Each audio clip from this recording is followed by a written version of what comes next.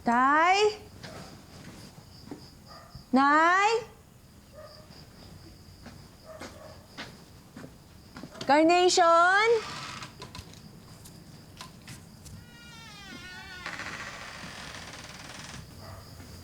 Walang tao. Mukhang wala sila. Tatay, may pinunta mo dito eh. Diba? Oo nga eh. Malamang nasa biyahe yun. Tatawagan ko na lang siya kapag may cellphone na ako ulit. Oh, ba't di mo tawagan? Oh. Hindi na. Hindi ko memorize yung number niya eh. Wala rin nanay mo. Paano natin siya i-confront sa pagbebenta niya sa'yo?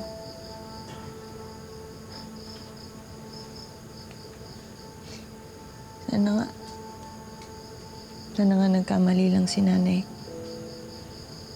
Sana hindi totoo na binenta niya ako.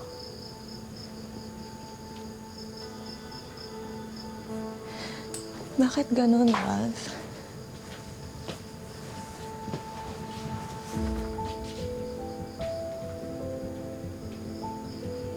Gusto ko lang naman ng nanay na magmamahal sa akin.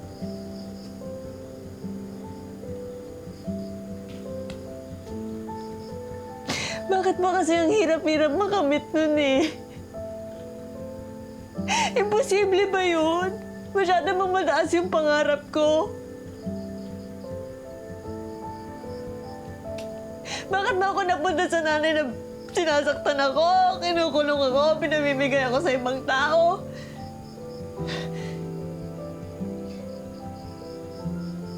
Mahirap ba akong mahalin?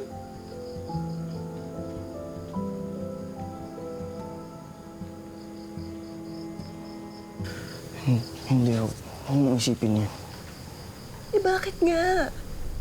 Bakit kahit anong gawin ko, kinasusuklaman ako ni Nanay Lorna? Siya yung may problema, hindi ikaw. Oh. Ikaw yung pinakamabait at mapagmahal na tao na nakilala ko. May mga nagmamahal sa'yo.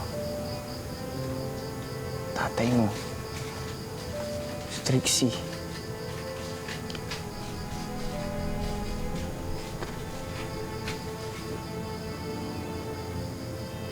Mga kaibigan mo. Tulad ko. Si Denver. Nagmamalasakit kami sa'yo.